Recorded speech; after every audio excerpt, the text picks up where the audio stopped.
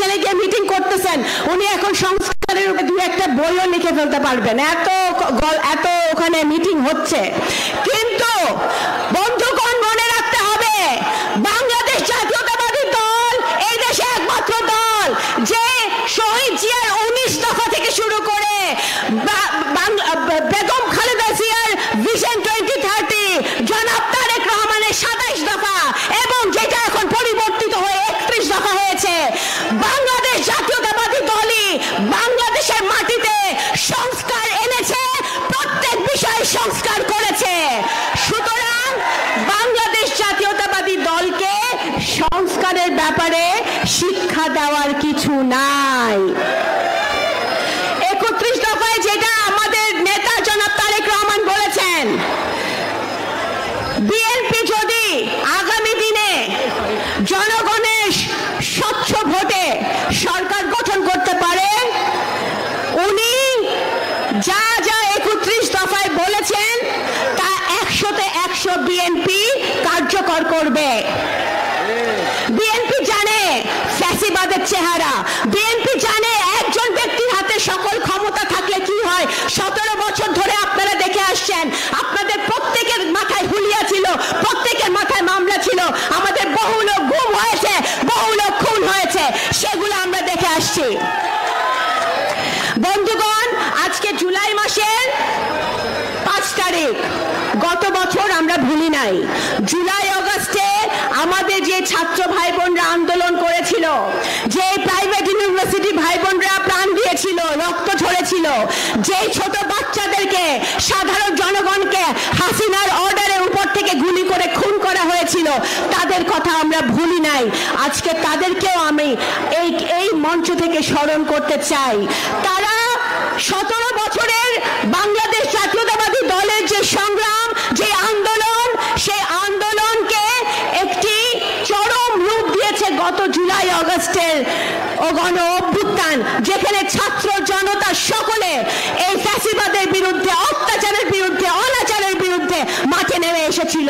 এমনকি আমাদের ভাই বোনদের বাবা মারাও, গার্জিয়ানরাও, তারাও মাঠে নেমে এসেছিল।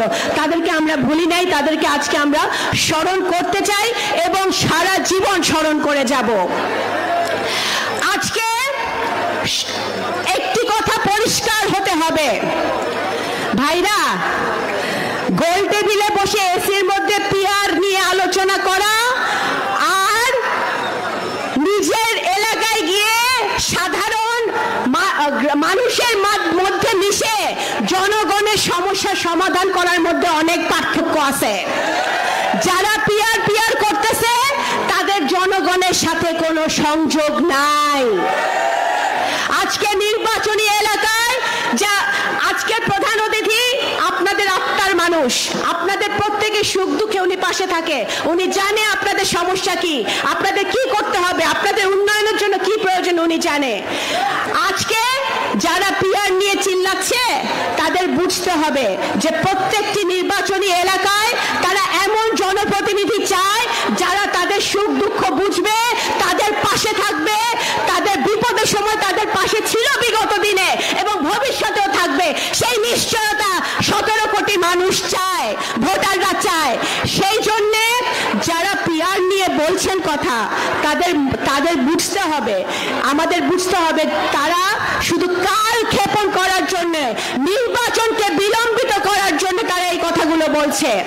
আপনারা যদি জনগণের উপরে, বাংলাদেশের জনগণের উপরে আস্থা থাকে, তাহলে এই অন্তর্বর্তীকালীন সরকারের সবচেয়ে বড় বাংলাদেশের মানুষের জন্য উপহার হবে ওনারা যদি একটি ফ্রি এন্ড ফেয়ার ইলেকশন বাংলাদেশের মাটিতে উপহার দিতে পারে।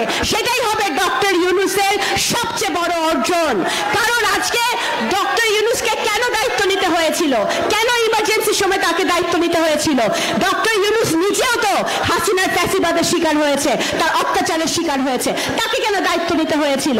তাকে দায়িত্ব নিতে হয়েছিল কারণ এদেশে 17 বছর কোনো গণতন্ত্র ছিল না। গত বছর যারা মৃত্যুবরণ করেছে ভাই বোনরা, আমাদের ইয়াং জেনারেশন, 18 বছরের ছেলে ভাই বোনরা যারা ভোটার হয়েছে, তারা গত 2018 সালে ভোট দিতে পারে নাই। 2014 সালে বিনা ভোটের নির্বাচন আমরা দেখছি, সেখানেও আমাদের ভোট দিতে পারে নাই। সুতরাং আওয়ামী লীগের এই 15 বছরের সময় আমাদের বাংলাদেশের যারা নতুন ভোটার তারা একজনও ভোট দিতে পারে নাই। হিন্দু, বৌদ্ধ, মুসলমান নির্বিশেষে সকল ধর্মের লোক, সকল বর্ণের লোক গণতন্ত্র থেকে বঞ্চিত ছিল, ভোট দেওয়া থেকে বঞ্চিত ছিল। আজকে সেটাই আমাদের প্রতিষ্ঠিত করতে হবে। আজকে যদি আমরা গণতন্ত্রের পথে হাঁটা শুরু করি, আমাদের সব সংস্কার এমনিতেই আমাদের হতে থাকবে। আমাদের একটি কথা মনে রাখতে হবে, শেখ হাসিনা খুবই পরিকল্পিতভাবে আওয়ামী লীগ প্রত্যেকটি গণতান্ত্রিক প্রতিষ্ঠানগুলো ধ্বংস করেছিল। প্রত্যেক নির্বাচন কমিশন থেকে শুরু করে, আইনের শাসন থেকে শুরু করে, জুডিশিয়ারি, বিচার বিভাগ সব ধ্বংস করেছে। এগুলো যদি ঠিক করতে হয় তাহলে একটি গণতান্ত্রিক সরকার, জনগণের দ্বারা নির্বাচিত গণতান্ত্রিক সরকার দরকার। এবং সেটা এই অন্তর্বর্তীকালীন সরকার বোঝে বলেই লন্ডনে বাংলাদেশের সবচেয়ে জনপ্রিয় দল বাংলাদেশ জাতীয়তাবাদী দলের কর্ণধার আমাদের ভারপ্রাপ্ত চেয়ারম্যান জনাব তারেক রহমানের সাথে ডক্টর ইউনূসের 1-to-1 1.5 ঘন্টা বৈঠক হয়েছে। এটাতে আবার অনেকের গা জ্বলে গেছে, অনেকে অনেক কথা বলতেছে, কিন্তু মনে রাখতে হবে সেই দল এদেশে যতবার গণতন্ত্র ব্যাহত হয়েছে, যেই দল এদেশে যতবার মানুষ বিপদে পড়েছে, এই দলই বাংলাদেশ জাতীয়তাবাদী দল মানুষের পাশে এসে দাঁড়িয়েছে, দেশের বিপদে দেশের পাশে এসে দাঁড়িয়েছে। সেই দলের যিনি পরিচালনা করছেন তার সাথে ডক্টর ইউনূস বৈঠক করবে, এটাই সবচেয়ে স্বাভাবিক ব্যাপার, স্বাভাবিক ঘটনা। এরশাদ বিরোধী আন্দোলনে, স্বৈরাচার বিরোধী আন্দোলনে এই যে আমার মঞ্চে বসে আছে যারা আছেন, প্রত্যেকজন নেতা এরশাদ বিরোধী আন্দোলনে দেশনেত্রী বেগম খালেদা জিয়ার নেতৃত্বে ভূমিকা রেখেছেন। গণতন্ত্র প্রতিষ্ঠা করার জন্য, গণতন্ত্রের জন্য সংগ্রাম করার জন্য, স্বাধীনতা সার্বভৌমত্বের জন্য সংগ্রাম করার জন্য বিএনপি সব সময় অগ্রণী ভূমিকা পালন করেছে। একটি কথা আমি বলে শেষ করতে চাই, গত বছর যে ফ্যাসিবাদ বিরোধী ঐক্য নিয়ে আমরা দাঁড়িয়েছিলাম, গণতন্ত্রমুখী যে ঐক্য নিয়ে আমরা দাঁড়িয়েছিলাম, সেই ঐক্য আমাদের যে কোনো মূল্যে ধরে রাখতে হবে বন্ধুগণ।